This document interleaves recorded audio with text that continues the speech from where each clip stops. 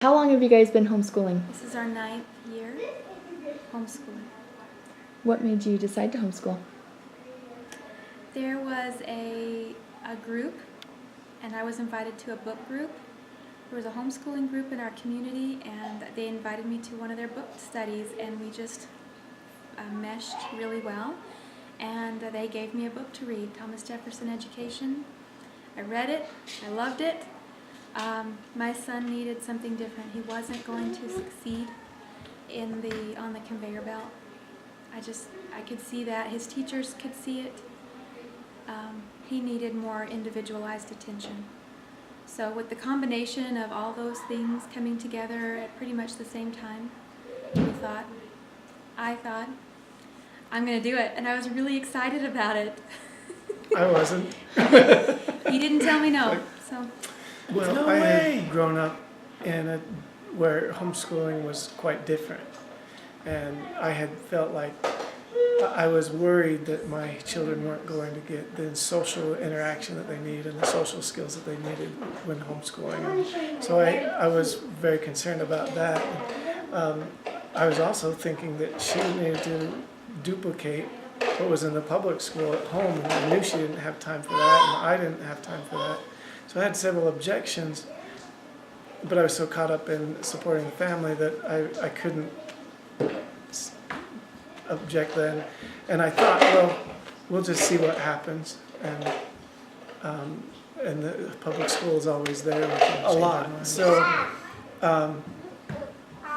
first of all, the homeschooling community that we're involved with now has some amazing people with it, and there's so many opportunities for our children to interact with some really high quality children, little adults really, that have huge goals, huge ambitions, and have a love of learning, and I love to see my kids interact with them and even take on leadership roles and whatnot.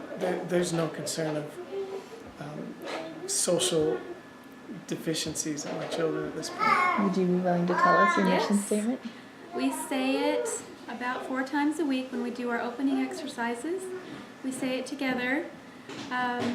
Jay's family mission: to become like Jesus Christ by honoring God, family, and freedom, by respecting the privacy, property, and feelings of others, and by having a great sense of humor. Chases are civil, helpful, affable, spiritual, and equipped. Then we say, go Chases! So cool. I love Did I it. get all of them, by the way? You did. I may have left So something out. you went through all of the characters, and they happen to be Spell our out name. the Chase name. It was fun to work that out as a family. We sit down and talk about it and got input. Oh, I forgot serving others. It's just a mindset, really. So we've had that mindset from the beginning, and without it, I wouldn't have had the courage to even begin, because it's something. Homeschooling was something that I've considered all along, but didn't feel like I could do it. My sister does it, his sister does it, and I just felt like, oh. So I kept coming up with these reasons through the years. Oh, this is why I don't homeschool, because she would never have learned about this in home. And so I was always validating. Not something that we stick to rigidly, but it's always been a philosophy that we have based our philosophy on. And homeschooling is really a different paradigm anyway. Normally you would think there are all kinds of things like requirements in the public schools. You have to read by this age. You have to do all these things, and you have to think with a completely different paradigm when you teach your kids at home. For example, when our child wasn't reading at 6 years old, it was okay, because our main goal is, the statistics say, well, if any child that's not reading by 6 is going to struggle getting a job and things like that. But our main goal isn't to get our children in the workforce. Our main goal is to get our children to have purpose in life and to focus on a mission in life. And if they do that, they're going to be paid accordingly, and They'll be paid well. It won't be a concern. So we feel like aiming for job readiness is too short of a goal. But if you aim beyond that to mission, job readiness will be included in that as well. So as our children grow to find a purpose and just start focusing on it, they teach themselves. It's a self-led education, self-directed education. So so it's a different paradigm, really is. And you get worried about how things are different. You get worried about, is this going to work? Because that's not how it normally is, and I'm not used to this. So we had to adjust how we thought about education on a large scale. Once we realized it was much easier, because the children are more apt to study on their own, and it's not a battle with them, on constant battle. And I think the biggest TJ Ed element that we implement in our home is, well, for me, the biggest thing was that their education is not someone else's responsibility that I just delegate to the school system and say, okay, you guys take care of it. But it's really my responsibility to make sure that they're getting what they need. So I take more ownership, not of their education, but of the experiences. I take ownership of part of it, my part, instead of pawning it off on somebody else. Inspiring them, teaching them that religion is important, providence is important, that mission is important, to do things, to give them experiences that will help them to discover what their mission really is. It's really fun. I think that the father's part really is to inspire as well, and just find something that's amazing. The thing is children are all geniuses, and when you start mandating all kinds of study, it actually turns off their love of learning, I think. I think that once you start pushing stuff on them, making them do so many hours, and trying to get into a statistic for an organization and get your child to match a certain statistic, I think that it kind of turns them off to the love of learning. And I think that it's so fun to sit with my kids and inspire them about the spectrum of light, and inspire them about the periodic chart, and all of these wonderful things. And then they are just fascinated with life, and they want to learn, and they want to read, and they want to do everything they can. And then they find something that is just their thing, and they hold on to that, and they can't get enough of it. The inspire part is really our part. I think we ought to start with you, not them first, because I had to start studying the classics myself before we could work that one. You can learn so much with classic books. I was not a reader before we started to homeschool, and so I think that one of the primary benefactors of homeschooling has been me. I start reading the classics, so I know what she's talking about when she tells the kids about this, or tells me we read this book together.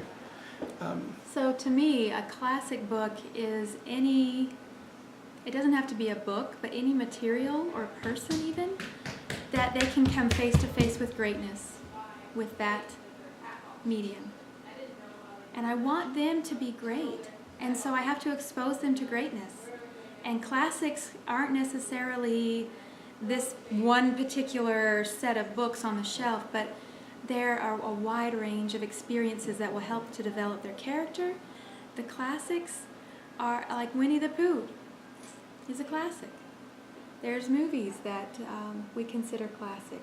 Textbooks, I feel, are created by mediocre minds, and I'm not interested in my children being exposed to mediocre.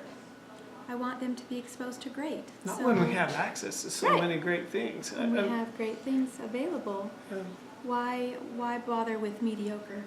So we don't do textbooks a whole lot. Sometimes we'll pull worksheets out of a textbook or something. Maybe, if they ask for it. Well, they're not people in the field that have made significant contributions. They're taking the work of great minds, and they're condensing it, or they're taking out the greatness of it. They're just condensing it into a very small, especially like a history textbook. They take this person's life who was great, and they give you a paragraph or two. It's being mentored by someone who's being paid to create a textbook versus being mentored by Isaac Newton or Albert Einstein. Or Albert Einstein. Why, when you've got these great, amazing people and their writings, why should you go to a textbook that was created by a company who... Now, there are probably some great people that work for companies that create textbooks, but you still have to compare them to Albert Einstein and some amazing people. So besides that, you get the information from an individual who was passionate about it. It was his life work. And then you study the history of how these things even came about. And that just makes it more interesting, and it's so much more fun than going to and doing math problems, and then or memorizing dates and places that don't have a context. But these are people's lives. People are much more interesting than just the facts about them, and you don't get that from reading a textbook. Another example would be Leo Tolstoy, who has a brilliant individual who understood the human nature. If you want your children to really understand how to empathize and love other people, having a book, Leo Tolstoy is a great way to do that. He really understood. If you can read that to your child and help them understand that, that's so much better than fluffy stuff that really doesn't change you. Although there's reason for that too, and there's purpose for that, and there's great escape literature as well. But classics are really key for personal growth, They have the meat. character development. Mentors, not professors. Yes. Which is always a little uncomfortable since his dad has been a professor for so long. A university professor. Yes, but he is a mentor. He is. He doesn't know that. He doesn't understand. His title is professor, but his role is really So more my of a dad mentor. is one who really wants to help you learn how to think, and is not trying to get you to learn what to think and his methodologies and whatnot. So he's a university professor of mechanical engineering, and his students, I've run into his students over and over. I mean, he's retired now. He's almost 80, but I've run into student after student after student who have just said, "Your dad was Ken Chase," and they just love him. Dr. Chase was your dad? Yeah. They almost want to be reverent around him because he's the son of Dr. Chase. But I know that that's part of what he loved to do, is bring the students in his office and spend some good one-on-one time with them and really dig into the concepts that they are struggling with. And he made sure to make tests that didn't test their memorization, but he would spend hours on each final exam that he had to correct right at Christmas time. But he really wanted them to understand what he was teaching them. He wanted to give them credit for every right thought, even if they came up with the wrong answer. He wasn't concerned about the answer so much as the thinking process that they used to get to that answer. He really had a passion for teaching, for mentoring people, for helping them for passing on his experience and knowledge, and not just facts. And that's probably why I did information. Get a good education, because I really wanted to learn what I was learning. So I'd be going through textbooks, and there'd be a side note, and I'd go off on it, and I'd do lousy on the test, but I learned so much. And so mentors, not professors, means really personalized individual who has the results already. And they might be credentialed and they might not be credentialed. Right. But anyone who has lived and can pass on their life experience and their learning to you. on a one-on-one basis? My dad had a comic on his wall of a guy that was all distraught about losing his employment, and he said, "Well, I guess I could always teach," which was funny. But then it was like, oh, you think about that. It's true in some areas. If I'm not an expert, If I'm not successful And in my successful in field, my I can field, always be a I can teacher. be a teacher because they're field. in great demand. I love teachers. We have some phenomenal teachers that I know of that are in the public school system. And mentoring is more of an attitude towards teaching than It really it is. is a It's position. really trying to. Okay, teaching is following a curriculum that somebody has chosen. Who created that curriculum and why? You got to be careful about that. Anybody would agree that I want my child to have a curriculum that will be helpful and whatnot. If you take someone who has mastered something and you have them mentor, transfer the knowledge from him to a child or him to me, then I much more prefer that education than a curriculum that somebody's kind of decided or on something less valuable. A lot of them were in the community of homeschooling families that we interact with, and some of them are at the school. Paradigm Charter High School is where a lot of them have chosen to go when they get a little older, and they have wonderful mentors there. They teach with classics. You, not them. They follow a lot of the principles that we want to use in our family, and they have been, some of them are further on that road than we are academically or with education, and I'm more than happy to expose them to my kids. They take a lot of more responsibility for their own assignments. Instead of complaining about things, they're more excited, not always excited to do it, but they're proud of themselves when they do amazing experiences like Summit. It's an event that a homeschooler, it's a simulation that homeschool families have put together for giving the youth an opportunity to lead the younger children. It's a lot of leadership experience for the youth, and as well as a medieval type setting where they're part of the story, and they not only learn from a story, but they get to be a part of it, and they love it. They love being in the battles. They love being crowned by their princess. They love being taught by older youth. And our daughter has had the amazing opportunity of being a part of that organization and the leadership. She's mentored by some of the adults who have put that on. Invaluable mentoring by those women and some of the men too.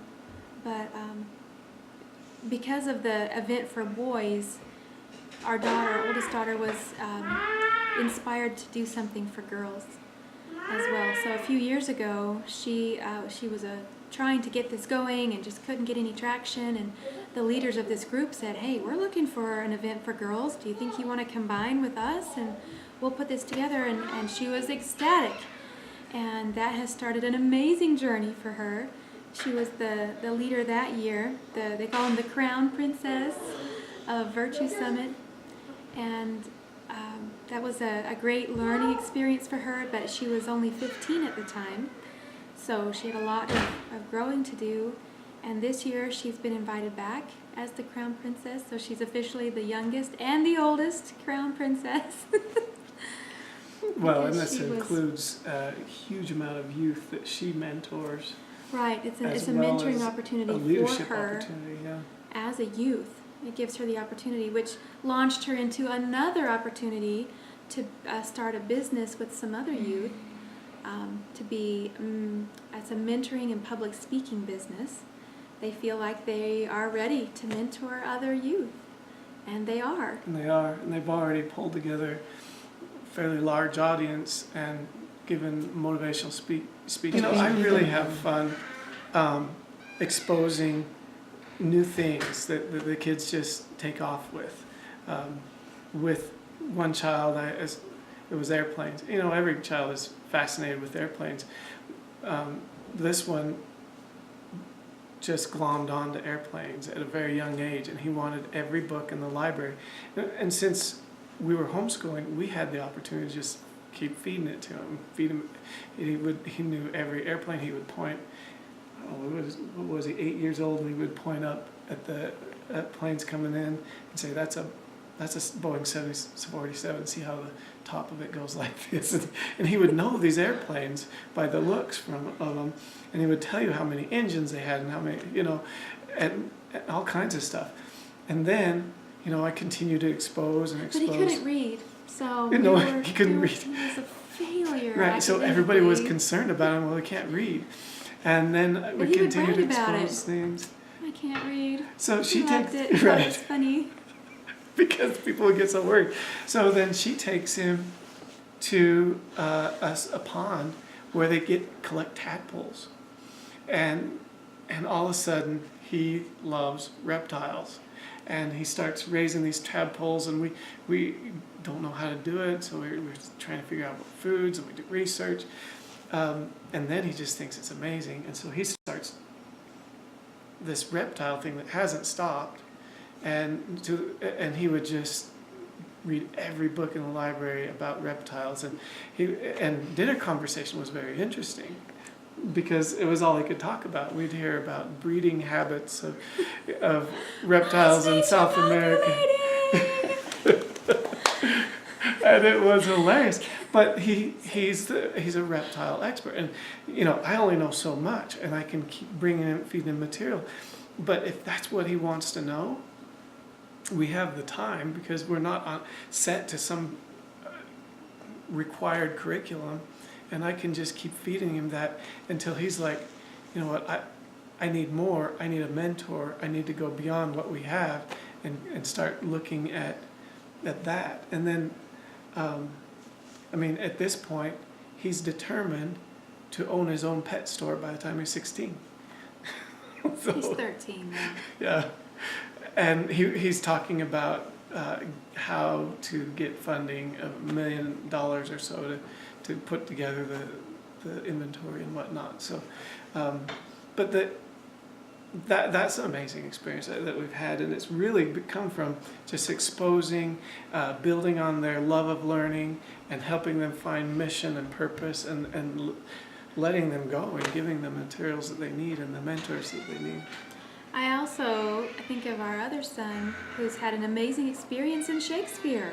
Even though he may not have had what some people would call a successful experience, he had a great time, and he learned a lot, and he was on stage, and he was acting, and he never would have had that opportunity had we put him in the school. I think that it really would have been a very negative experience for him. This is the one that we started homeschooling for him, and he had a great time. There was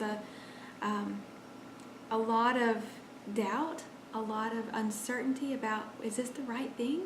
Is he really making any progress? For years, we wondered.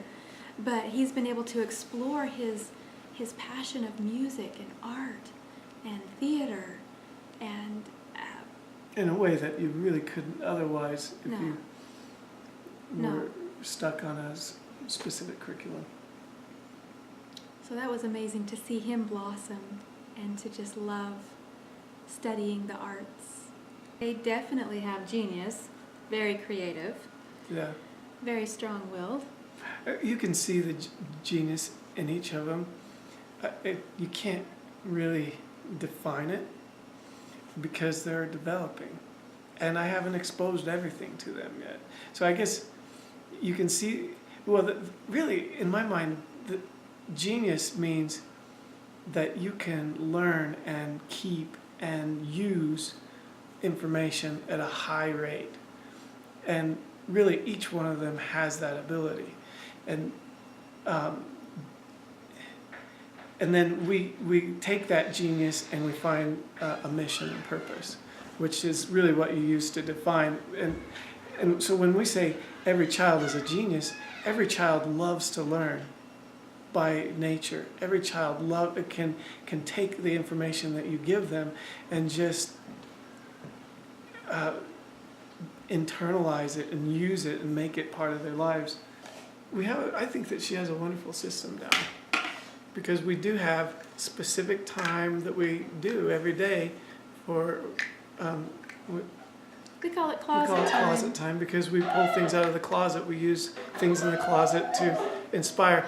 Now, it's You don't put the kids in there. right, No, which is goodness, no. which is what's funny, because I'll be on the phone at work and I'll be saying, "Oh, are you having fun at closet time?" And the guys at work are like, "What? What do you do with your kids in the closet?"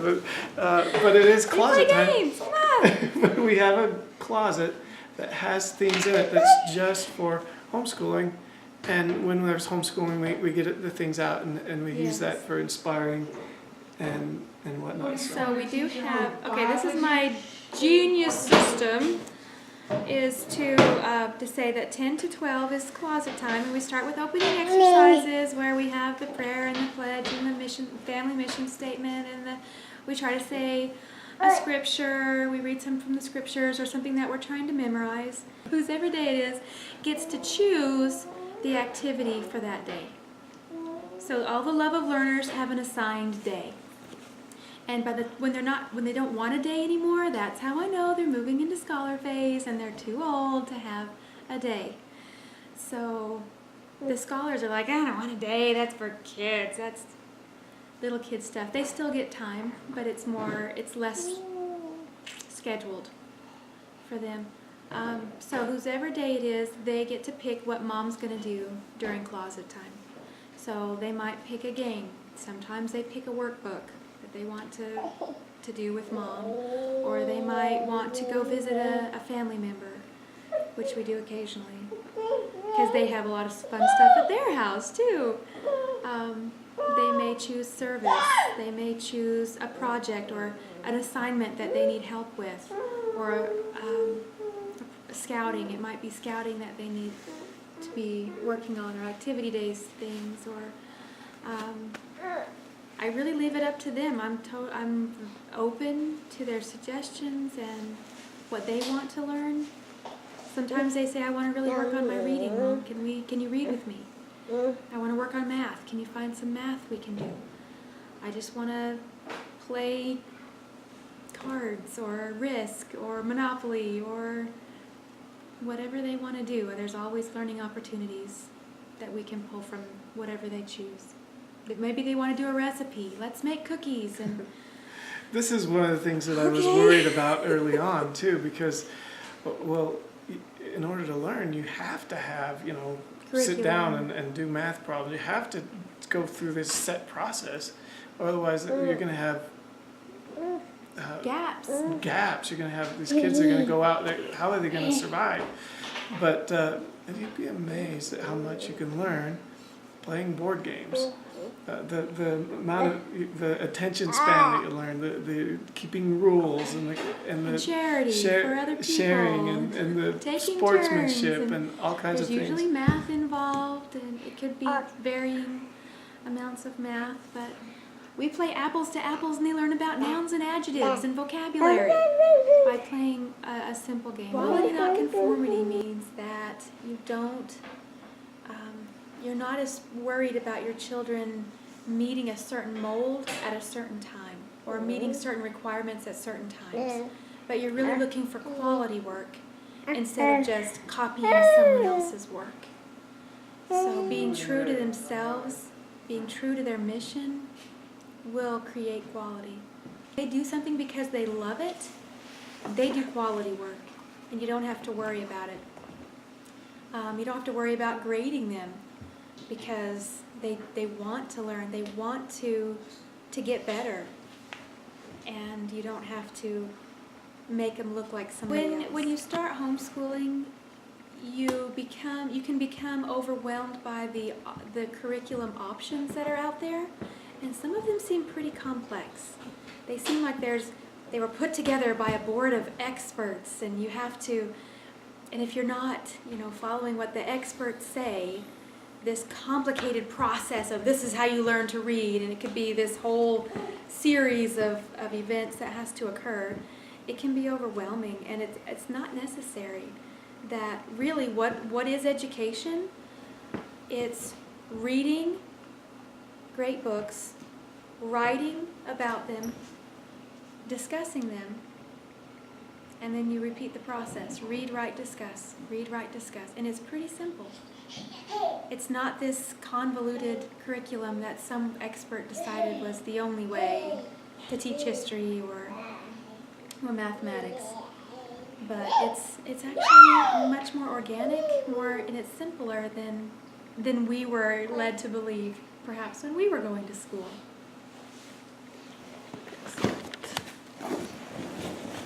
I have a few minutes. He's got to get to work. Okay, and there's a last one. Do you have that on your list? The newest one? Secure, not stressed.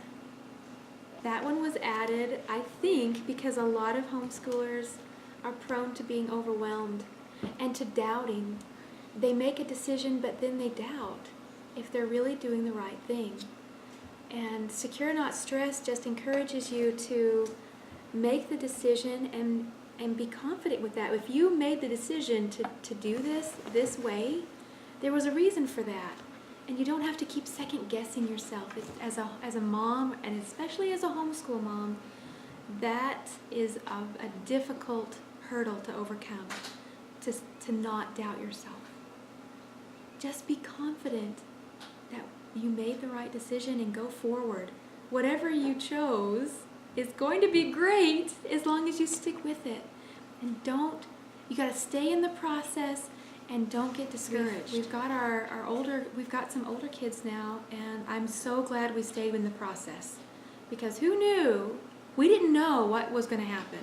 We didn't know how this was all going to turn out, and it was a little bit dicey there, and he was a little bit nervous about it because there were no examples to look to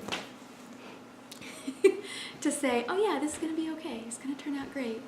But now that we've seen that it's going to be okay, it's going to turn out great, we can be confident and secure in our decision and not stress about it anymore. Stress is going to create a negative environment in your home, and it's not going to help the kids to love learning if you're stressed. Oh.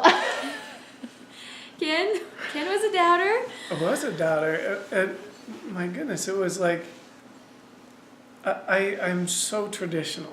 I really like to stick with tradition. He wanted to conform. There's safety and conformity, right? Right.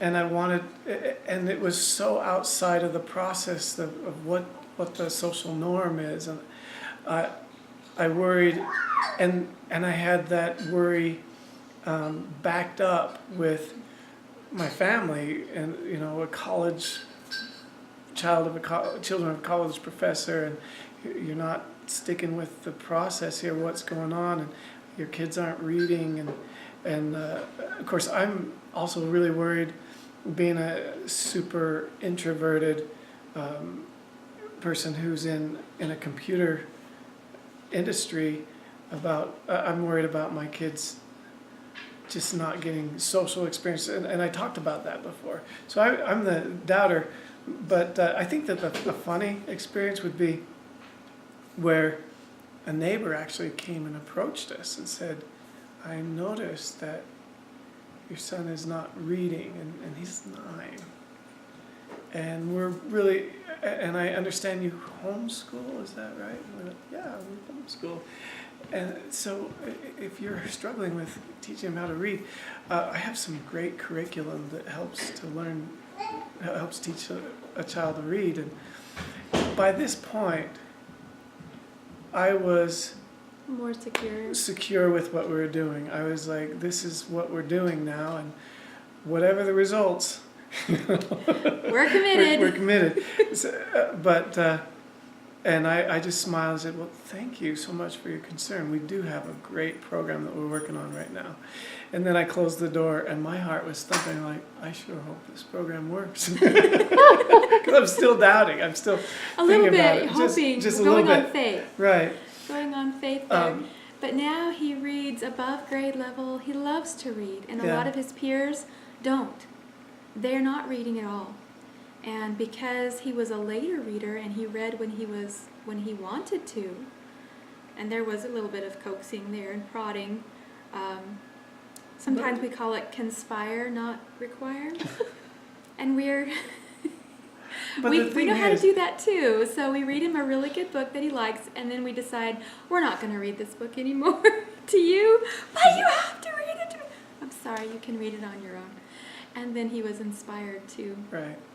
to read. So he went from Magic Tree House to like Aragon in a day.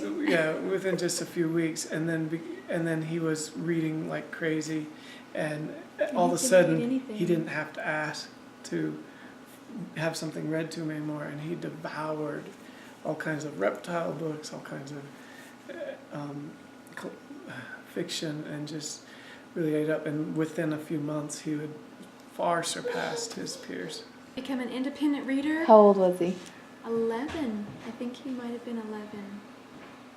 And then his younger brother soon followed. Yeah, that's the other thing, is when you have a family, and something like that happens, it's kind of a chain reaction, and all of a sudden the rest of the family, at least that's how it's worked for us, the rest of them have a desire to read much sooner, because it's like, he's like, oh, I'm so glad I can read now. And inspired his younger siblings Yeah. to read. And they have been inspired by their older siblings who read and enjoy them and talk about the books that they're reading and how awesome and fun they are. So that our kids, they're doing it, they're living their mission.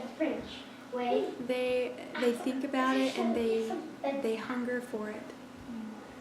And our oldest is at an age remote, she would be college age, and she's making her own choices to continue her education, to make a difference in the world, to be a blessing, to use her gifts for good.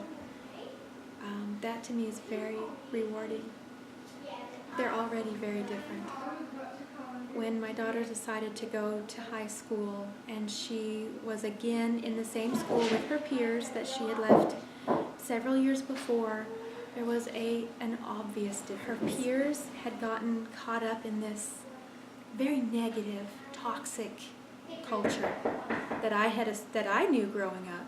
That's how I went to school. And she was shielded from that. And I think that my other children as well were sheltered from that negative experience. They can interact with adults at a much younger age. They are pursuing a mission instead of just a job. I think they'll be better prepared for family life because they were never extracted from that for an education, that the family was always a part of that experience.